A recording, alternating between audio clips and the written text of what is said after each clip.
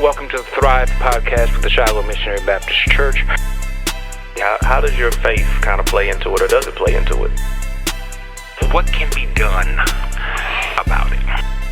When I say the church, I'm talking about evangelical white Christians and the black folk who attend their churches. Hello, welcome to the Thrive Podcast with the Shiloh Missionary Baptist Church. I'm Fred Jeff Smith, pastor of Shiloh, and I'm very happy that you chose to share this time with us, whether you are viewing us through YouTube or listening to us through iTunes or Spotify or Amazon Prime Music. And we're now on YouTube. I said that, but we're expanding into YouTube with other areas of our ministry as well. You can always drop us a line to let us know how we're doing. You can reach me at Fred Jeff Smith at Cox.net. Fred Jeff Smith at Cox.net. Drop us a line, let us know how you're doing, what you think about the podcast, and we thank you so much for your attention. I'm very pleased today to welcome as my guest Mr. EBR Guirard, a personal injury attorney and a current candidate for Mayor President of East Baton Rouge Parish. Mr. Guirard, thank you for coming by here today. Well, Pastor, thank you for allowing me to come and talk at length about issues and things. So tell us a brief history of who is EBR Guirard. I will, but before I do that, Yes. a shameless a profit plug here. Spotify, I'm a music guy too. Good. And so I got music on Spotify. If you want to go out and buy some Spotify, EBR Guirard. Anyway. Excellent. So tell me about EBR Guirard. Please. Well,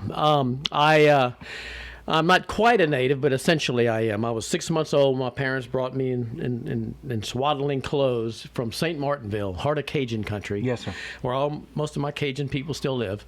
And 6 months old, and we came and moved to Baton Rouge. My dad, and you may remember this, Mid-South Door Company. Yes. He started that from nothing, from scratch. It became a huge concern. It was a door and window company, essentially, building materials, over on Airline Highway and Choctaw also for many, many, many years. So that was a formative part of my growing up because I got to see an entrepreneur at work. Yes, sir. And my dad, old J-Boy, who was a character, he's passed now. He had Alzheimer's, which that I've come to realize the huge problems of that in society too. But so he was a character, and he taught me a lot of things, but it was really important to me to see that business side of things. And so I've kind of employed that as I've grown myself, and even though I'm a lawyer, technically I'm also a businessman. The bar hates to hear that, but it's true. Yes, sir. Because all lawyers are, especially when you get to a really big operation like I had at one time. Yes, sir. And so I learned a lot of lessons early on from that. I was raised a Catholic. Okay. And I went to Our Lady of Mercy, which is still there over off Government Street. Yes, sir. And through 8th grade, and then I went to Catholic High and got a good education there. I was a bicentennial grad, 1976. Okay.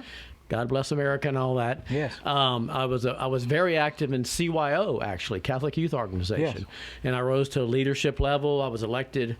I guess that was an election. Don't really consider that as one of my past elections, but a diocesan president. So I was a leader in the church, even as a youth. And I read at Mass, and I did a lot of things with the church. Yes, sir. And then I went on to LSU as an undergraduate. Because I'm a big Tiger fan. You grow up in Baton Rouge, you tend to be a Tiger fan. And I graduated a dual major in broadcast journalism because originally I wanted to be a reporter. Okay. Like our current mayor used Yes. to be. Yes. So broadcast journalism and a political science double major because I've always liked politics and I've been very interested in that whole subject matter since I was young. And so I just gravitated toward that second major. So it took me 5 years to get through those two, but I did. And then not too long after that, I went on to LSU Law School. Okay. And I got out of law school in 1987. Was it always your interest to go into personal injury or civil, or did you have a stint in criminal law? How did that work out? Actually, I didn't even really, I wasn't too happy on being a lawyer at first. I was actually, I was wanting to be, and this may surprise some, or maybe not, I wanted to be a stand-up comic. Really? I was, Cajun E was my stage name. Okay. And I actually toured around the South a little bit. I never did real well. As a matter of fact, I owe my first fortune to stand-up comedy. I was so bad it made me want to go to law school. See, that's more laughs than I got in my entire comedy career right there. Yes, sir. So, and I kind of went as an afterthought to law school, and my parents were very thankful for that. And they went, phew. So I went, kind of not really wanting to do it, but I always tested well, and I did well in school, so it wasn't that difficult for me to not even though I wasn't fired up to be a lawyer at the time. But then I got into it, and I made it through, and I got out. And I worked for some various guys. I was on the defense side, actually, for a little while for an insurance company, essentially. But I always liked the personal injury side because I think my personality gravitates toward more of that. Plus, I had that broadcasting background. So I saw the guys that were starting to do TV in those early days. Back then, until '77, you couldn't even advertise on TV. There was a famous Bates case out of Arizona, and so they started letting lawyers advertise. And Morris Bart, who was now one of my evil maniacal competitors, was the first kind of the guru of TV lawyers, as we are called, in Louisiana. And so I was able to get on with Morris Bart actually in '91, and I worked for him for 3 years. And so I got to see up close how to do it.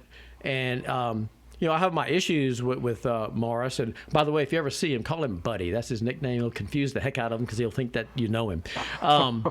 But I learned from him, and I had issues with him a little bit. But he's a really good businessman, and he knows and still knows what he's doing as far as that world. He's now a megaton millionaire.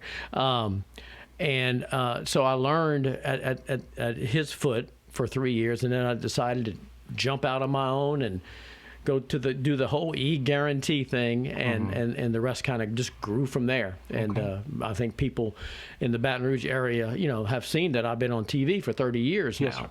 So I'm probably pretty recognizable, and so that name recognition, and the branding, I think certainly helps me in a lot of ways, including runs like this for mayor. Right.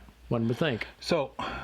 You were telling me before we started taping that this is not your first foray into politics, that at some time in the past you ran for lieutenant governor of the state of Louisiana. Tell us about it, please. Well, and I hope people remember or say, I voted for that guy. I ran for lieutenant governor on the hire me to fire me platform because I thought then and I think now that the lieutenant governor's office is fairly useless. It only has two roles: to be somewhat the head of tourism, and then the most important role is to sit around and wait for the governor to die, which again hasn't happened all of this century and only one time all of last century. So that's not really going to happen. And you could hire a head of tourism, which they have, to run that whole thing. So I just always thought it was a useless, wasting government money, and so I ran purely on that platform. And I got to go around the state and all the forums like we have in the mayor's forums here, and I got to raise a lot of heck about that. It was fun because I do believe that I'm kind of a smaller government guy, and Kathleen Blanco, who has passed now, she was my main opponent in that race, and she used that as a stepping stone to become governor. So she beat me. So if people want to blame me for Kathleen Blanco being governor, I guess I'm at fault here. But I got 60,000 votes statewide, which I thought was pretty good. Yes, sir. And it was fun. It was a good experience as a relatively young person, and gives you a lot of lessons to learn when you do something like that. You made mention of the fact that you believe in a smaller government, which leads me into the issue of political parties and party philosophy. You are running currently for mayor president as an independent. Yes. Which leads me to believe that you gave thought to how you were going to run, whether Democrat or Republican or independent. I had Eric Lewis here a couple of weeks ago, and he's running for a Metro Council seat. And I was asking him his opinions, his ideas on the differences between political parties. So let me ask you, as someone who chose to run as an independent, what does it mean to you to be Democrat? What does it mean to you to be Republican? And why did you choose independent? Okay. Well, let's first talk about my general philosophy of government. I think that government should be smaller and less. Government should be efficient. Government should live within a budget. Government should follow the U.S. Constitution. And and government should maximize individual liberty and freedom under an umbrella of common sense and America first. That's kind of my general philosophy. I was a Democrat initially when I was 18. Now you're younger than me. You're a young fellow, but I'm old. I'm 62 years old. Yeah. And when I first came out, it was still a closed primary system, and there was really no Republican Party to speak of back then. So if you wanted to vote of any consequence, you had to be a Democrat. And I just kind of was because everybody was back then. And so when I turned 18, I went to LSU. Ted Kennedy was running. And I was kind of enamored with Ted Kennedy and his family more because I remembered as a young, very small child, John Kennedy. Right. And so I loved the whole Kennedy aura and the Camelot, the whole mystique of all that. And so initially I was there, but very soon after being on campus, I saw some political postings for the Libertarian Party, which is really a small anti-government movement, and I was attracted to some of their thoughts, and I read some of those books and started getting interested in that. But I didn't feel I wanted to go that far, But then there's the Democratic Party. I thought was just too big government. I thought it was too intrusive in our lives. It was too big, spending too much money. Republican Party, on the other hand, I philosophically aligned with them a lot more. But then again, they had too many, in my opinion, and still do. Have too many special interests on the other side, which traditionally I thought really were working against the common good and the common people. And now it's kind of, in this new world, it's kind of got tipsy-turvy now because now some of your biggest companies seem to be on the Democrat side, tech, especially the high-tech companies, and even a lot of Wall Street. So it's really become a shaken political landscape. So all that left me kind of, well, where do I go? Where do if you're not completely aligned with either, and I do tend to lean a little more to the Republican side, to be honest. If I'm going to vote, I tend to vote that way, just because they have some of those philosophically I'm aligned more, though there's not a total agreement either way. So I said, well, I think the best place for me would probably be an independent. And so I decided that back in college, and so I just never have changed. And so that's a long time. Yeah. And so that's kind of where I stand, and I kind of like it because I think it gives you the ability to be kind of above the fray and to be a little bit more, quote unquote, independent. There is technically an independent party in Louisiana. I didn't even know that. Yes.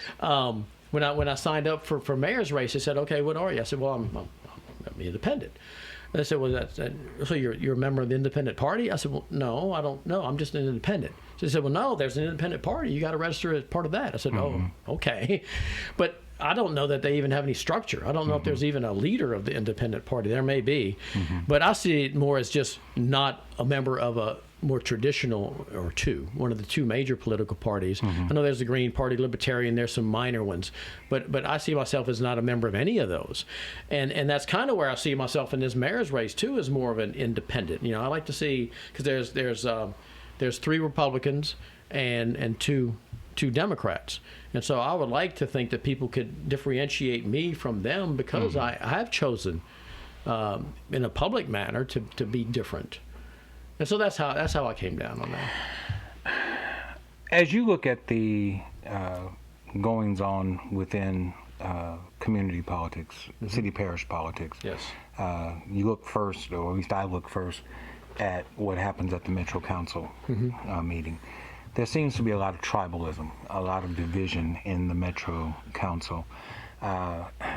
And it's interesting. I know that the makeup is about to change as we are voting, but it's 7 Republicans and 5 Democrats. The 7 Republicans are all white. The 5 Democrats are all black. In your opinion, based upon your observation, do you see the division within the Metro Council as being political philosophy first or race first? I think race is involved, but I think it's more a philosophical division. I think in my opinion, there's kind of 3 factions in Baton Rouge, and I've been here. I remember Woody Dumas being mayor, So I do too. Yeah, old Woody. He was my first mayor. Yeah, I got a picture with Woody, a key to the city or something, when I was in that CYO I referenced earlier. But Baton Rouge hadn't changed a lot since those days in a lot of ways. But there's this good old boy faction, there's kind of the establishment business faction, and then there's what I call more of the black liberal faction. And I think all those have some interplay, and I think the first two kind of align together a lot.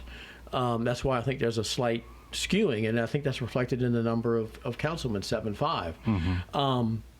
But it's still so I think as the votes go, it tends to fall philosophically, and for whatever reason, the philosophy tends to align with the race, and I don't know why that is necessarily. I don't know why you're not born, a conservative or a Republican or a Democratic liberal. It's just kind of the culture you're raised in and what you learn and what you believe. But it's still a racially divided city. A quick story. I grew up good with home sites, which was a little different. Then it's on the north side of Florida, but then it was an all-white neighborhood. So went to mostly all-white schools.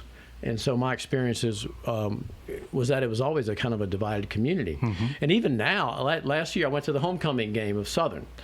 And I walked out there, and of course I'm EBR Guirard, people know me, but there was only, I counted 2 other white people that whole day. And we talking 10, it's Southern homecoming. So there's a lot of folks out having fun, barbecuing, eating, enjoying themselves. And it was just kind of amazing to me that in this day and age, it was still so segregated, essentially, voluntarily so. But and I still had a good time. I'm comfortable in that environment because I've had 30,000 clients over the years, most of whom have been black, and so I'm been in the black community a lot as a professional, and over all these years, and but I just found it to be kind of a unique thing, and it just made me think, the LSU football games are still predominantly white if you go to one of those. Yeah. And though there are more blacks in there, there's certainly, the team, that's changed significantly. Well, the teams have changed, but if you want to talk the universities themselves, when I went to LSU, I graduated from LSU in 1983. The percentage of African Americans who attended LSU at that time was 10%. Here we are 39 years later. The percentage of African Americans at LSU is still roughly 10 or 11%. The number might have gotten larger, but the percentage has remained the same. Even though Baton Rouge is, the city's, I guess, the city has become predominantly black, yes. Parish, I guess, is half and half. Yes. Well, not half and half. Maybe skew a little white. It's a little bit more white. A little bit. The parish is more white than black. But of course, LSU detracts from a larger area. But I hear your point. My point is, there is still a lot of segregation that exists within this city. I tend to call it self-segregation. We choose to link ourselves with homogeneous groups that we feel share our background and share our belief system. And people have the right to do that. I'm not questioning their right to do that. But when it comes down to the politics of our city, which is supposed to be for everyone and supposed to take everyone into account, I still find that tribalism takes place, and I see it most acutely in our Metro Council, and I was wondering if you saw the same thing that I saw. I do, and I don't know that I'd like to hear your thoughts on why that is, but I think it's mostly just cultural, and there's also an educational component to it, which is one of my big planks in my mayor's race. And that particular plank of mine is way out there because I think, and it actually I think would benefit the underprivileged and the lower socioeconomics in our city more, especially the black kids, if people would buy into what I'm talking about. It's a school choice on vouchers on steroids. It's if we can get into some specifics, I don't know if we're how free flow this is, but I believe we should take all the money devoted to education in Baton Rouge, divide it by the number of kids in the parish, and give them each a credit stipend. You can call it what you will. You can call it a purple zebra or a voucher. It doesn't matter what you call it, but it would be only used for education. And I think that would create such an educational whirlwind that you would never have seen before, because I'm a big believer in free enterprise system and capitalism. And We use free enterprise and capitalism and everything else we do, except for our kids' brains, maybe the most important thing that we have. For some reason, we choose to go the government route to educate our kids instead of the free enterprise route. And what I think would happen would be they would be descended upon into East Baton Rouge Parish, schools and operations and school-related businesses from all over the country that we can't even imagine. There might be some new things that are created because that'd be such an opportunity that exists nowhere else in this country. And I think it would lift everybody up, and it would give the poor black kid a chance instead of being told by the government, you got to go to this school down the street, if you don't qualify for a charter or a magnet. Instead of them having to be stuck there, they would all of a sudden be able to be shopping around. It'd be kind of like if the government told you can only go to this particular grocery store down the street, and you said, well, no, I like the Winn-Dixie, they got better chicken or whatever, and the government would say, no, you got to go to this particular grocery store because that's where we've assigned you. But I don't like the manager; he doesn't run it well. So they say, too bad.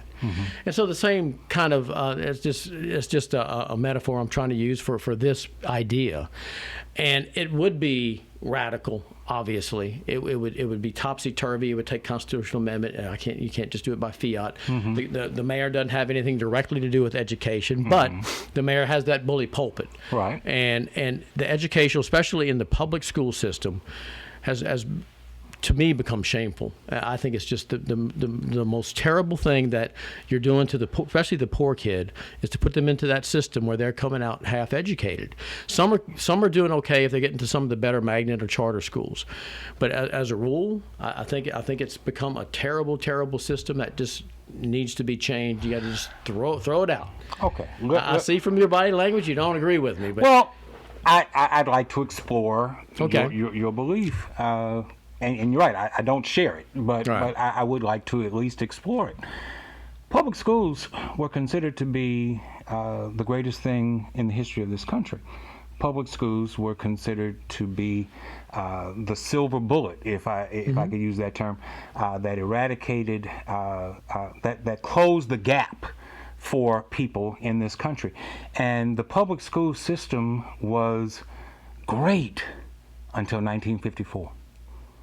In 1954, with Brown versus Board of Education, where it was said that separate but equal is no longer going to be the law of the land. Then all of a sudden, a huge pocket of Caucasian people decided that there was something wrong with public schools. And we need to, this was when the proliferation of parochial and private schools came out. And I know that there were parochial schools before then, but the proliferation of them came post 1954 because white flight took place not just in geography, not just in residences, but it took place with regard to education. And white people, for the most part, abandoned the public school system, and then they castigated the public school system, and then they cut off, in this area, they cut off taxes for the public school system because we don't need to pay for those terrible schools, while we're also paying for parochial and private schools with private dollars. This whole point of St. George, from my perspective, is a convoluted way, all the way around the world way of getting a public school system that is your own. They were told you can't have a public school system unless you're a city, so we're going to become a city so that we can have a public school system. So I agree with you. For me, the problem is that white people abandoned the public school system and then said, that's a terrible public school system.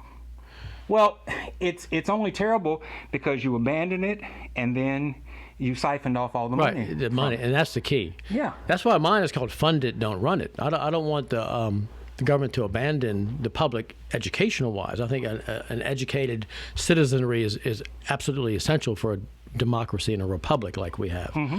So I want the government still to fund it equally, and that was the problem back then. I thought you're right. The tax dollars and the money flowed away with the white flight. Yeah, which that should never have been allowed to happen. It should have been equitable, and I don't know why. I mean, I guess I do know why, but it shouldn't have happened. So that's why mine, I think, is different, and especially fast forward to now, we're not going back to not have private schools. So I would think, why not let everybody share in that concept, which I think as a rule, and that's not true everywhere because there are good public schools still around. Yes. If you go around, there's some good ones. Yes. And they could compete. If the government wanted to compete in the system that I envision, and let them compete, But can you compete with the Episcopals where my kids went? Well, my kids had to go to Episcopal all the way. You know why? It's the only school in town starts with the letter E. So I had to Understood. Yeah, going back to my stand-up comedy days. Sure. So, the Episcopals and the Dunhams and the Catholic Highs and the academies of the world, if the government wants to compete, and they may choose that. Zachary has a really good program, so they may want to retain theirs. And if they can convince the kids and their parents to take that credit stipend and march over to Zachary High, then they're more than welcome. They just would no longer be forced to do that.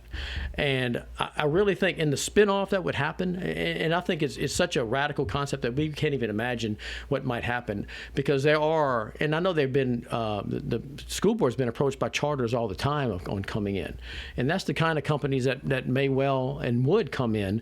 And then you'd have spinoff businesses, because the kind of folks that are attracted to that, the young professionals, they'd come in and they'd demand other kinds of businesses. They demand recreational things that we don't have now. So I think the spinoff and the growth would just be wonderful, especially for North Baton Rouge, which everybody in every one of my forums we've been in, one of the subjects is always, okay, how do you economically develop North Baton Rouge? Sure.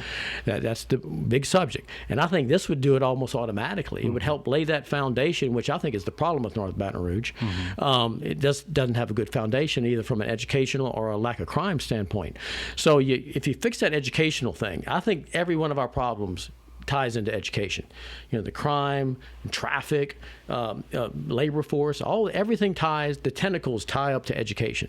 And so if you fix education in a massive way, and I'm talking about a radical change, which I envision putting Baton Rouge at the top in the country instead of way down here at the bottom where we tend to be right now. The ACT scores that just came out. I mean, that's just, again, that's horrific. I can't believe that. The standards that aren't being hit by the kids overall, and it's not just public school kids, even the private school kids seem to be lagging. But I think this would be the way to fix it. And I know that it's something that most people don't think about or can't even comprehend, but and you don't want this as a mantra, but it can't be worse to me. And so let's just massively go in a new direction and see what happens. You've already acknowledged that the mayor doesn't have direct control over the school system. Right. So what, as you called it, a bully pulpit, and I think that's an apt description, what would you do as mayor president to help push the school system in the direction in which you're suggesting that it go? Well, you talk about it every day. Because right now, I mean, any government official, even tangentially related to the school system, which I think is everybody, should be ashamed and probably should have resigned. If they could see, I advocate putting cameras in the classrooms right now. Every classroom. So I want the public to see, okay, let's see what's going on. I have a good friend of mine who's head of discipline at a public school in town. He's also a coach. And he says, he's a black guy, and he said, you wouldn't believe what happens in these schools, in our school. And so I really think we're doing a disservice, especially to the underprivileged kids, by letting them allow to remain in that. So what you do as mayor, you talk about it every day. It's your first item. I mean, every day you make sure the papers cover it every day. Then you start arm twisting, because you gotta get the legislatures on board because it's gotta have to be a constitutional amendment. You gotta get the school board may well go away in its current form. It would have to be worked out. You get the governor on board. That might be tough, because I know the governor's a big teachers union guy. He's literally and figuratively in bed with the teachers union. So because his wife's a teacher. Right. I'm in a church. I'm sorry. So you just have to sit down and convince them that this is the right way to go. And if I were to win on a platform like that, I would think I'd have the public backing behind me, because that's the main plank of my platform is that education thing that we're talking about right now. And so if I have that public force behind me, if I have my ability to talk about it and just twist arms on a daily basis, it would have to get done that way. But I can't do it by fiat. I don't have a vote anywhere, so it would have to be something. What would you do about taxes? Since taxes are intended to pay for government services, including education. And I raise that in the context of an amendment that is on the ballot, the same time that you're on the ballot for Mayor President, Amendment 5, which would allow corporations to circumvent the local entities and negotiate to pay a fee as opposed to actually paying their fair share in taxes. Don't you think that there's enough of that has been going on? Yes. I think, and again, goes back to my philosophy of government. The closer you are to the people that you govern, as a governmental entity, the more control the people should have over decisions. And so to me, those kind of decisions absolutely should be on a local level. And that's why I don't like some of those proposed tax structures and the industrial exemption program that allows the state to override or veto some things that the locals might want to do. Let the local people decide, and they can live or die with those consequences. And so I'm all on board with you on that one. I think it absolutely should retain local control, or else you have somebody in Baton Rouge, that's figurative, because someone at the state government making decisions for you, and you might be in Bunkie. Who knows? So that's just not fair, and I just don't think, as a concept of government in any issue, the closer you can get to the decision making being done at the local level, the better you tend to get a result, because the people, they buy into it because they voted for those folks. At the most recent Metro Council meeting, some issues regarding a shift in the plan of government were brought forward. They weren't discussed, but they were put on the schedule, the agenda to be discussed in the future. And one of the proposed changes is that you go from 12 districts to 10 districts and 2 at-large Metro Council seats that are voted on parish-wide. I have an opinion about that. I'm curious, because were you to win, this would be something that you would have to deal with. What's your opinion about that proposed change in the plan of government? It's interesting, and I'm not so sure I'm one way or another on that, but just kind of thinking out loud, because I've only been posed that question once before. I think there's some value to having a couple of folks on there, a couple of people that can look more universally at the parish than everybody in their little enclaves, which I think tends to happen. So maybe there is some value to those people running parish wide. Now, what kind of people? Who would you get? What kind of person would land up winning that sort of thing, and who would you get wanting to run for that sort of thing? Would that just be kind of a grooming for the next mayor kind of situation? It's a very convoluted description, as I understand it, and I don't have the document in front of me, but you would allow someone to run at large who lives within the city limits, and a second person who can run at large who lives within the parish, but not necessarily within the city limits. Oh, no. So that you would have a city resident that is an at-large council person and a parish resident that is an at-large council person. And only one of those two people can serve as mayor pro tem of the Metro Council. That's according to the proposal. Well, that I wouldn't agree with. I think if you're going to do it, you have one or two parish-wide. That way you can have, again, that universal view of the entire parish. Interesting, what I would like to see happen, because I wasn't for the St. George movement out front. I believe in one city, one heartbeat, kind of like Coach O's thing with the LSU Tigers. I think St. George is divisive by its very nature. I think in the beginnings of it were educational, in like we talked about. I think it doesn't make sense even, because Central and Zachary and Baker were enclaves of their own. They were kind of separate cities already. This is not. It's like throwing paint up on a map, and that's kind of St. George. I mean, on one side of Bluebonnet, you're in St. George. On the other side, you're in Baton Rouge. It's just crazy. I live in what would be St. George, and I do not consider myself a St. Georgian. I'm not even sure who St. George was. I think he was a dragon slayer or something, or a saint or something. I don't know. I don't know.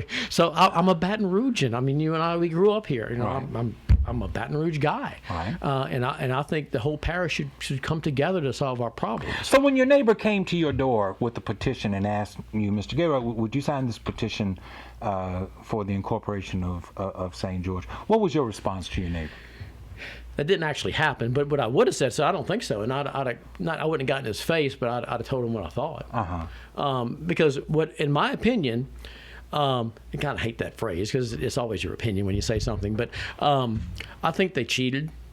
The organizers, and I do, look, I understand where they're coming from in a large extent, because I think they think that they've been kind of X'd out of the decision-making part of the parish, and maybe they feel their taxes are being used, and they're not part of the inner circle. I can understand some of that, but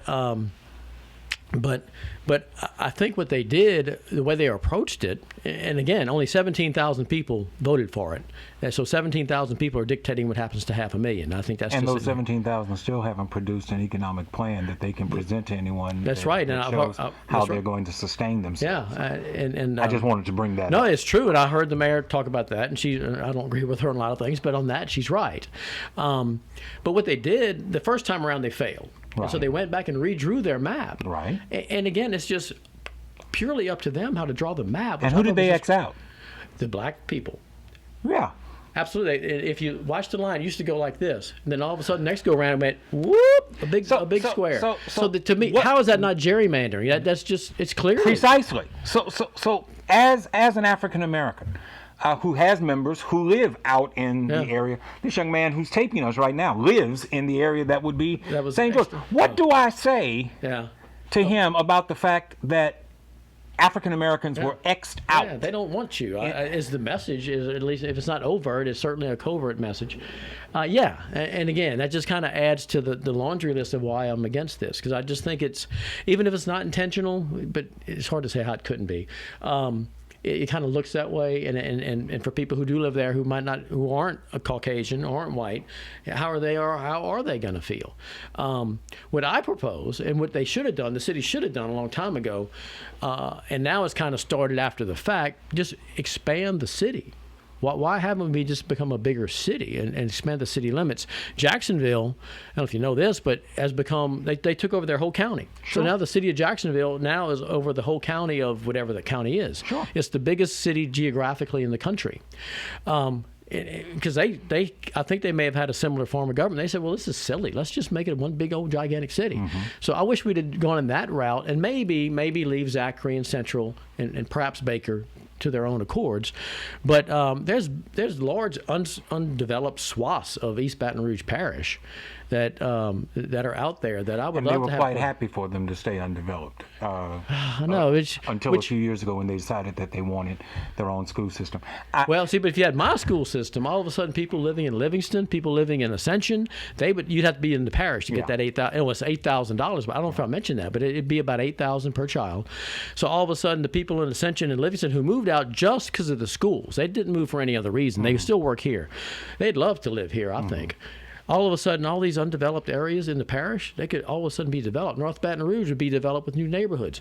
I think it would just be an amazing turnaround economically and educationally. That's why I'm so strong about that education plan. Fund it, don't run it. You have strong opinions also about law enforcement. Yes, I do. And how to develop a different law enforcement model than the one that currently exists within East Baton Rouge Parish. Putting that aside for just a second, we can talk about it. What's your opinion about residency requirements for Baton Rouge police officers? I don't think it should be required, but I think it can be cajoled. And if you go, and I know this is a more expansive format, so I appreciate me being able to talk at length about things. But if you go to fusetherouge.org, fusetherouge.org, you can see my full explanations. But I want to combine the city and the sheriff departments into one entity, and I even have a name for it. I want to call it the Guardian Rouge.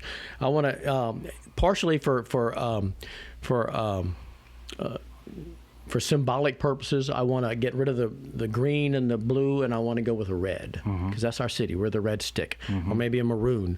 The uniforms, the cars, the color, the big police station down there at Airline and Goodwood, make that red. So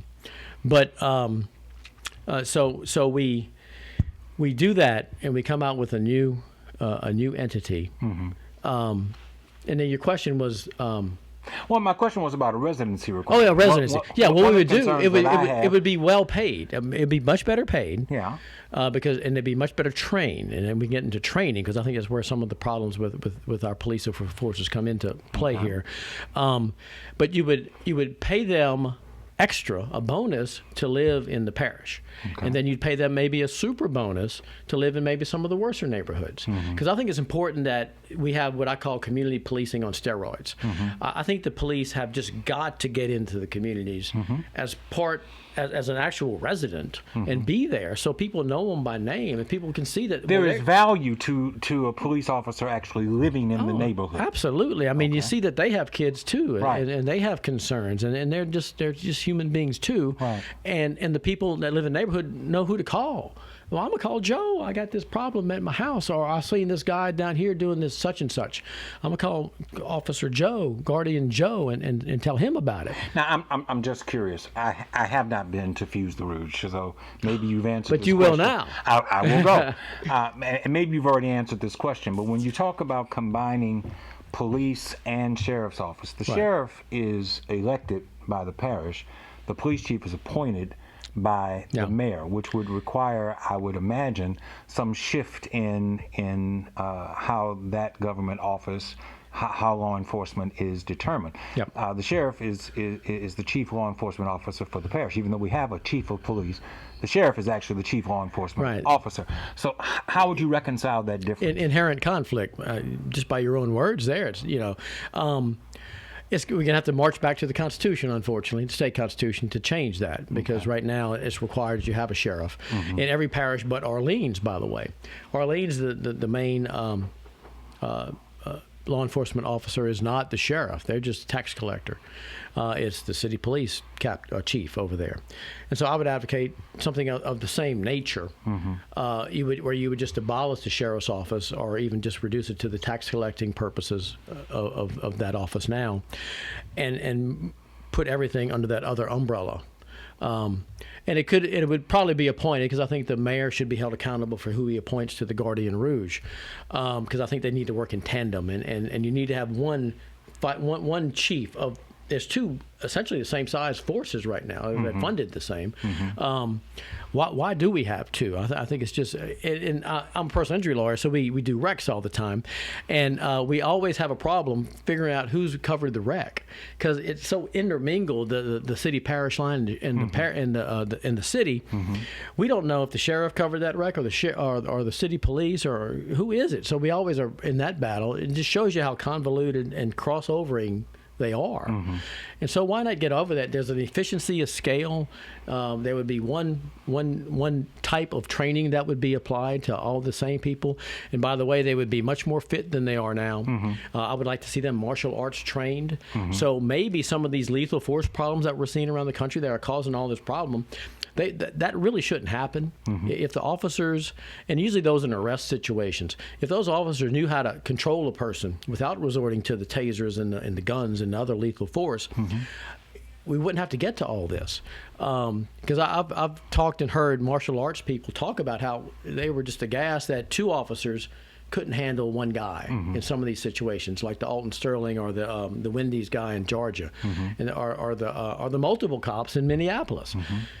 Why can't you control one guy? And now sometimes these are big guys, and if you're on drugs, I know you can be kind of a superhuman strength situation. But that just goes to the training. So I think you would have an elite force that is going to be trained, and they wouldn't be traffic. I try not to let them be traffic cops. I don't want my elite crime fighting force working a fender bender at the corner of Corsey and Jones Creek. I heard you say that the other night, and I wanted to ask the question, so then who does handle the traffic? New Orleans has a separate traffic department. Well, first of all, I would do a lot more, and people may not like this, I'd do a lot more electronic monitoring, because the one place that people come in contact with police officers generally, because vast majority of people are law-abiding. Oh, yes. Is traffic tickets, right? And that's always a bad situation. Right. I've gotten a number in my life, and the officer a lot of times, not all of them, but they have an attitude sometimes, or they're on a power trip or whatever. Maybe they're having a bad day. I don't know, but it's never a good situation. It's never a real friendly situation, and it shouldn't be that way, because I don't want my citizens. The only experience they have with those officers is kind of confrontational. That just leads to other bad things. So I would create a separate traffic force. Really, you don't need a policeman to write up a traffic report. Why can't you have a specialized person who, like insurance adjuster type people who know how to work? Be careful now. You're losing your conservative small government credentials because you're adding a whole different office to do that. But this is true. But it could be part of the same budget, I think. And okay. And it would free up, because the most important thing is to free those folks up to fight real crime, murder and rape and robbery and pillaging and all that stuff. I understand. And some works they still have to work, obviously, because there are some horrific things that require a higher level of authority to be at the scene. But most of your wrecks, and I know this from 30 years of experience, they're just things that happen at an intersection, and you got to get the report. That the cops hate more than anything, from what I understand, go and do a traffic report. They don't do them well half the time, and I know that too from experience. So I'd like to see a professional doing that, well written. You get pictures, get a scene of the accident, so it's good for everybody. The people in the wreck, it's good for the insurance companies, good for the personal injury lawyers. I'd like to see that gravitated to, but the electronic monitoring would help, I think. I know people don't like red light cameras and speed cameras and all that, but there's a solution to that. They don't run red lights and don't speed. I got caught in a speeding camera out there in Baker. I said, oh, gee, I was speeding, so I paid the ticket. I ran a red. I didn't think I did. I thought I was taking a right turn on red at Corsey and Sherwood. And here comes a ticket in the mail. I said, "What? No." So I went online and looked on the video. Sure enough, I rolled right through that. I didn't come to complete stop. So, okay, I'm guilty. So I think people would come to accept it and maybe be better drivers. That's the other thing. Well, if we get into traffic, we got horrible drivers here, and we need to solve that problem. And that's against my own interest, because the worse drivers they have, the more accidents they have, and the more business I tend to get. Sure. So I'm speaking against my own financial interest in that sort of thing. But getting back to the cops, so you want that elite force that is so well trained and respected. So, kids would be proud that their dads or their moms are a member of the Guardian Rouge, or the Guardian Rouge themselves would brag that that's what they do. I think other communities around the country would emulate us. I think they would come in and say, well, look what Baton Rouge is doing. When's the last time we've had one of these groups come into Baton Rouge to see what we're doing? I always read about, the mayor and their folks going to these other cities and see, let's go see what they're doing in Austin. Yes. Well, how come people never come to Baton Rouge? Yes. Because we don't have it going on. We're not ready to take it to the next level. And that's kind of what my whole program is about, because it's all kind of out of the box. I want to go to that next level, which I don't think the current mayor is going to do. I don't think all of our, best I can remember, none of the mayors that we've had here are really of that mindset. I'm just trying to think through all of them. They were just kind of complacent and let it be kind of a go as it is city, kind of mediocre in nature. I think we're kind of mired in the muck of mediocrity, to be quite honest. So, you made mention the other night that, and you've said since you've been with us, that you were raised Catholic, but I heard you say the other night that you're now more of a spiritualist, more of a deist than you are an adherent of any particular denomination or belief. How did you arrive? I'm not questioning what you believe. I'm questioning, how did you arrive at that? How did you come to that conclusion? I think that's just living. I think when you get to be in the ripe old age that I am, that you're going to be one day. I think it's a wisdom thing, and I think you get to observe a lot more of what's in the world. And I certainly think the Christian values are as good as you can get. So if you live as a Christian, even if you aren't technically a Christian, I think you're doing as good as you can as a human being. But that's probably true of the Buddhists, and that's true of some other religions, but especially those two, because it's such a peace-oriented religion, and such a reaching out of the hand religion, and a kind of a hugging religion. So, but I came to get disenchanted with the Catholic Church, and Lord knows that's kind of a slip. He does too. The Catholic Church has had its problems, which they didn't acknowledge for a long time, and still to this day don't really acknowledge. And so I dabbled in some other denominations. Methodists, and I've been to some other churches. Just never really found in some of the Christian churches. As a matter of fact, my brother-in-law, my sister's husband, is a preacher in a non-denominational Christian church now up in Maryland. Okay. And he's been in Baton Rouge, he's been in Little Rock, he's been in California. So I've been part of that too, and I've seen that, and that was interesting, and it was somewhat alluring to me. But not I wasn't quite there. I just felt that I think God is part of all of us. I saw a movie once, a Poseidon Adventure of all things, and in the Poseidon Adventure, Gene Hackman was playing a preacher of some sort, kind of like you, could have been you on the boat, and one of his sermons, he was doing a sermon on the deck before they turned over, and he was saying, don't pray to God in heaven, somebody sitting up there in the clouds. Pray that part of God in yourself, because his belief and kind of my belief is that God is in part of all of us. He's embedded in each of us, and it's incumbent upon us to bring that out. And I think God has meant it that way. And he said, look, I'm putting that seed in there, but it's up to you to grow it. Now, my seed's in you. So can you nurture it in the right way? Can you do the right things to make you a godly person? And so that's kind of how I came to that conclusion. It's just from being fed up with traditional religions to a large extent, and then kind of embracing the more spiritual, Christian-like aspects of what you see. With regard to community relationships, the geographic differences you've already mentioned between North and South Baton Rouge, there is certainly a wealth gap that exists within this city parish. Do you see government as playing a role in closing those gaps, and if so, how? In a way. I think if government would lay the right foundation, I'm a big believer in freedom and capitalism, and I think all humans will thrive in that environment. But the government's done a very poor job of laying the right foundation as far as the educational system, which I'm big on as I've spoke about ad nauseum, and the crime situation, the policing, and the traffic. So if the government were to instill the right environment, I think people would all of a sudden have a lot better opportunities. They'd have a lot better educational opportunities. And so I think the incomes would naturally rise through just the natural progression of things. Government can do a few things to fill the gaps. Obviously, we never want to let people die in the streets or go hungry and that sort of thing. So we should always be there from that perspective. And a Christian-like aspect of government should be doing those sorts of things. But as far as the wealth gap, it's funny.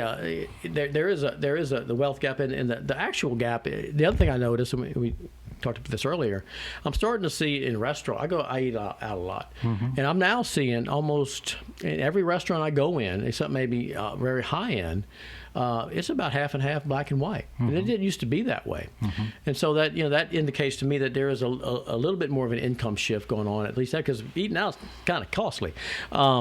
That's just something I noticed. I think that might be a reflection of where people are living now, because I think that north-south thing is kind of going away. It's also a reflection of change in lifestyle and it is and things of that sort. We also eat too much, but that's a whole nother story. As I want to be the fitness mayor, but you've said twice now that you believe in capitalism.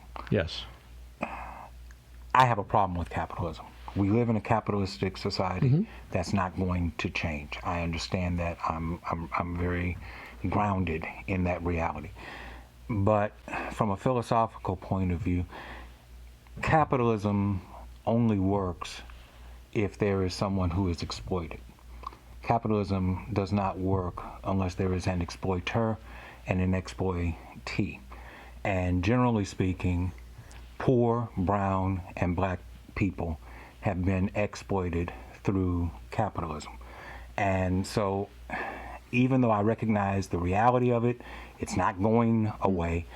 Trying to navigate through a system that is designed on exploitation is difficult, especially when historically you have been the one exploited.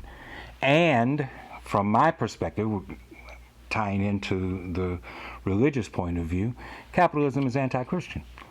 The whole idea of love for everyone and love for neighbor as for self is antithetical to the idea that I'm going to take advantage of you to my benefit and necessarily to your detriment.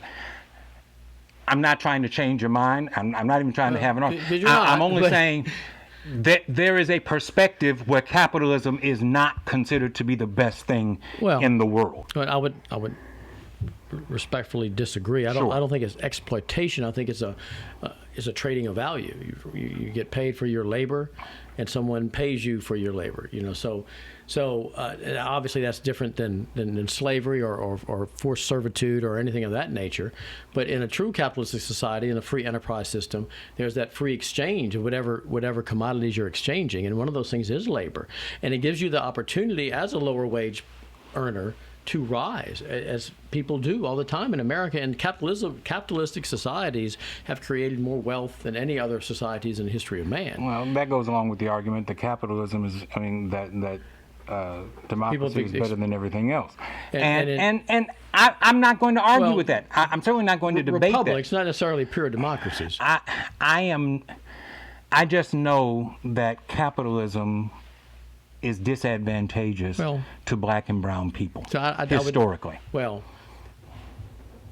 Perhaps, because it hasn't been... It explains why there's a North Baton Rouge and a South Baton Rouge. It explains because it why... hasn't been able to flourish. It explains why businesses choose where they locate. Well, because of the It explains why there are 3 Albertsons located in a 3-mile radius in one area of town, and there are no Albertsons north of Florida Boulevard until you get up into Zachary. Well, that's part These of are business models that have made a decision that said that it is to our economic advantage, not to the advantage of the people that we seek to serve. Right. It is to the advantage of our business model and our profit margin that we are going to plant this. We're going to make this investment here and not there. I think all of that plays into the whole idea of capitalism. Well, part of that though is businessmen are not stupid, and they do have to make money to run a business. How much? How much? Whatever. How much money is enough? Whatever the market will bear, because you're going to have competitors. If you're making too much, then somebody else is going to say, "Well, hey, look at that." So, like in my business, we used to not be. There was Morris Bart and me, and then suddenly now they're everywhere. Right. Because people saw there was an opportunity. They just didn't let me and Morris Bart be the kingpins of forever and ever. In a free enterprise capitalistic way, they entered the fray too, and now there's a whole plethora to choose from. Does it make sense to you that in the richest country in the world, there's a significant segment of people that are homeless? Does it make sense to you that in the richest country in the world, there are children who go to bed hungry every night? Well, but what I would ask, it is a problem, but I'm not going to blame the system of government on that. I'm going to say the way it's applied, and I would also say, what is your alternative? I mean, what is your alternative to the capitalism free enterprise system? In those societies, you see abject poverty. You see governments doing what they want to do. You see freedoms being routinely dispelled and displaced at all levels. Freedom of speech and freedom of religion and all your freedoms that we have here. But the economic part, I think, again, if you keep government out of the way for the most part, it'll flourish. There's examples, and maybe it's unfair to just point out one or two, but like Oprah Winfrey grew up, she was in the Mississippi Delta, poorest of poor, and now she's the richest woman in America, I think. How does that happen? Here's my response to that. You can always pick out one or two. Right, and I said that. And the thinking seems to be because you can point to one or two, then the problem doesn't. But that's rich person. I'm talking about. So how many people who grew up like Oprah Winfrey now are just a nurse are doing well as an auto repair person or whatever. I think it's the opportunity that's important. If you give people the opportunity, give them the right educational background and the right opportunity and enough government services to not let people starve in the street. And I'm still upset that there are hungry people, because I don't know how that even happens. Why there's still food kitchens necessary, I can't imagine why government isn't better organized to take care of those people that can't feed themselves. But it's not solely the province of government. Does not business have a role to play in that as well? Recently, I read in Business Report and in The Advocate that in response to the panhandling situation that has become repugnant to certain business people out on Segan Lane, their response was not to provide programs to educate and house the panhandlers. Their response was, we'll just buy all the hotels. Yeah. I'll spend money and I'll buy the hotels and drive them out. That was rather cold-hearted. That's a system of thinking that does not put the needs of the person at the forefront of your thought process. I don't know that one particular businessman. It's one example, but it's an example that's real because, and it's relevant to us. Because I think, addiction is probably one of the biggest problems in that whole world. So then let's talk about developing programs that are bigger than the Bridge Center in order to take care of addictions and mental health problems. I agree with you. Mental health is a major issue. Emotional issues are very real.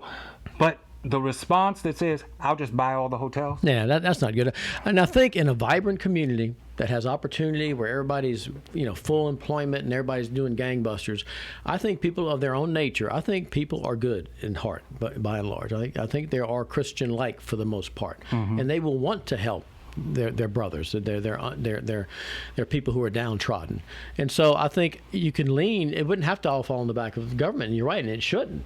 I think government should be fifth. I think the first thing, there's the level of five. I call it, I have one of my songs, I'm a rapper too, by the way. Okay. One of my songs called Give Me Five, and it says, government should be first. First. Yourself should be first. You look in the mirror, that's who should come first. Your family should be second. Friends and associates should be third. Charity should be fourth, and government should be fifth. Mm-hmm. When government is fifth is when we can take steps. And so, but the charity thing is important. But if you go down that line, it kind of impresses on people to help each other, help families, help one another, and then government's there as a kind of a safety net, like Ronald Reagan used to talk about.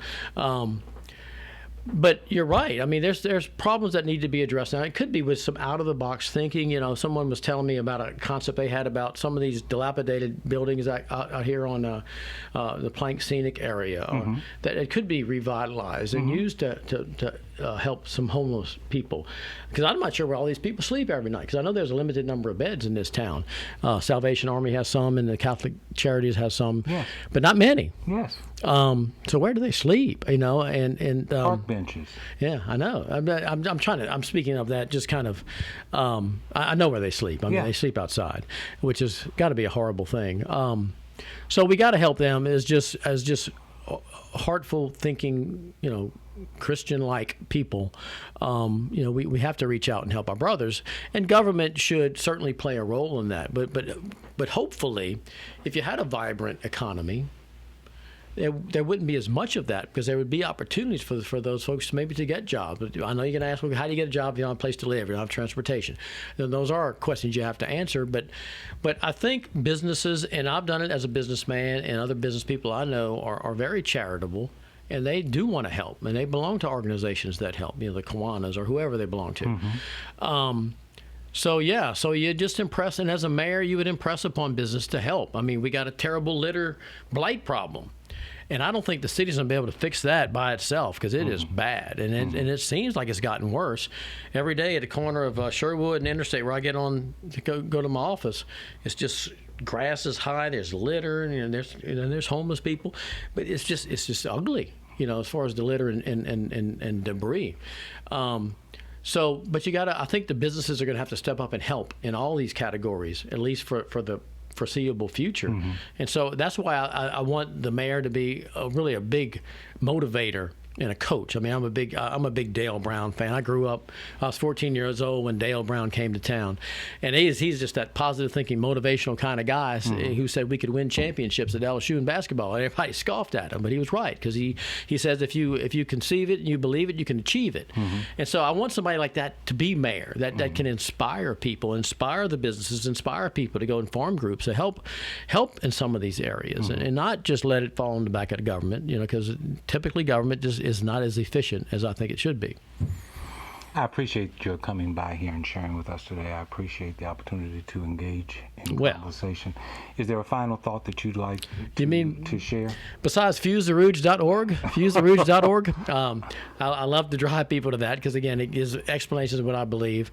No, I'm just appreciative of the opportunity. And one thing I do want to say, I know it's a long shot for me to win. I mean, it's they've had one poll that didn't show me very well, but I'm not sure they even pronounced my name right in that poll. Because if you don't say Eric Guirard and you just say Eric Guirard or something, people don't even know who I am. But it's a long shot for me to win. I think, with the mayor getting a big swath of the vote, the second place finisher is going to be maybe in the teens, so it's very possible to squeeze up in there out of the other 5 that we have.